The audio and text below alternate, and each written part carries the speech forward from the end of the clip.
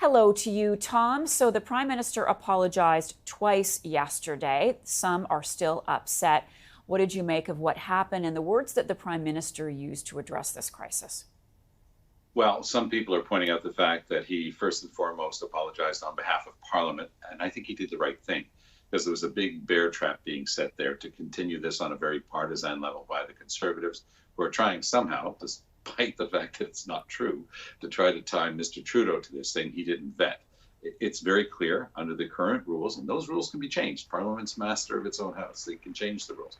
Under the current rules, the Speaker had an allotment of seats. Nobody was allowed to vet what he was doing.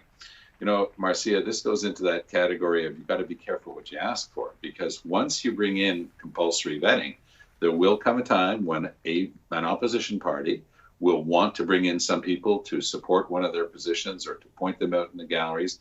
And lo and behold, they might be told, you know, imagine inviting in some of the key organizers of the Freedom Convoy, the people that Mr. Poilievre brought donuts and coffee to. Well, it could very well be that that CSIS or the RCMP say, this isn't a good idea. So the vetting is not only going to produce positive results for the people who are now asking for it.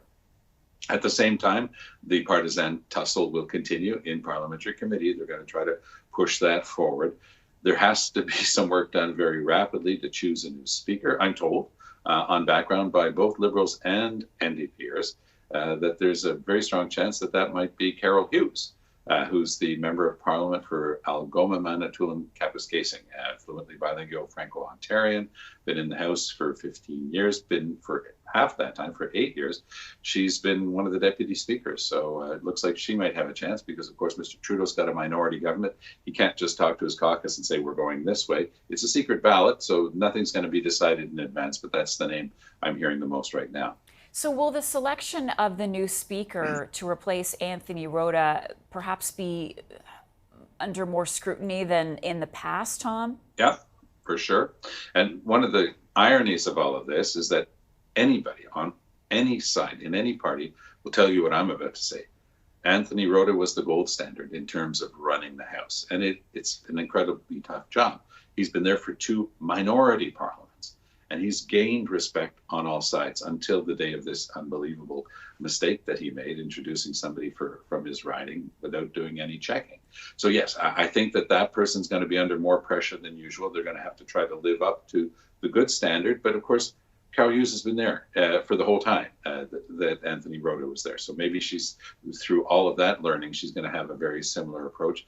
I don't know if you caught it that much, but as Mr. Trudeau was rising to offer an apology on behalf of Parliament and talking about the importance of that institution and how it had been sullied by this tragic mistake, there was constant heckling from the other side. And, you know, you just want to slap your forehead with the palm of your hand and say, you really don't get it. You're screaming at the Prime Minister of the country who's trying to get past something that is a shame and an embarrassment to everybody.